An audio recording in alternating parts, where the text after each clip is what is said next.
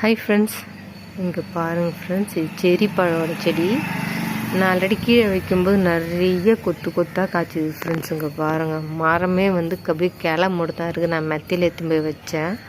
சரி, மெத்தையில் வச்சா நல்லா காய்க்குன்ட்டு கடைசியில் அது வெயில் தாங்க முடியாமல் அந்த பூவெலாம் கருகி போச்சு ஃப்ரெண்ட்ஸ். பாருங்கள் எந்த அளவுக்கு இருக்குது பாருங்கள் செடி. சரி, இந்த இலெல்லாம் பழுப்புகள் எல்லாம் மாறி கீழே கொட்டிக்கிச்சு. இப்போ தான் ஒரு அளவுக்கு பரவாயில்ல, கொஞ்சம் டார்க் பச்சை கலரில் இருக்குது. நான் கீழே எடுத்து வச்சுட்டேன் ஃப்ரெண்ட்ஸ். இப்போ இது கட்டிங் மூலயமா வளர்ப்போம் அப்படின்னால நான் கட் பண்ணி இங்கே பாருங்கள், கொஞ்சம் கட் பண்ணி கீழே நட்டுருக்கேன். நான் அப்படி தான் வச்சேன், ஒடிச்சு அப்படியே எடுத்து ஒருத்தவங்க கொடுத்தாங்கட்டு ஒடிச்சு அப்படியே எடுத்து வச்சேன். அது கொஞ்சம் கிளையாக மாறிடுச்சு. அதேமாதிரி நாம் இன்னொரு வாட்டி இதை வச்சு பார்ப்போம்ட்டு நான் மறுபடியும் 2 கிளை நட்டுருக்கேன் ஃப்ரெண்ட்ஸ். இங்கே பாருங்கள், ஆனால் இலைலாம் காஞ்சி போயிருக்கு. ஆனால் பார்ப்போம், சரி ஏதாவது வேர் பிடிக்குதான்னு பார்ப்போன்றதுனால நான் நட்டு விட்ருக்கேன்.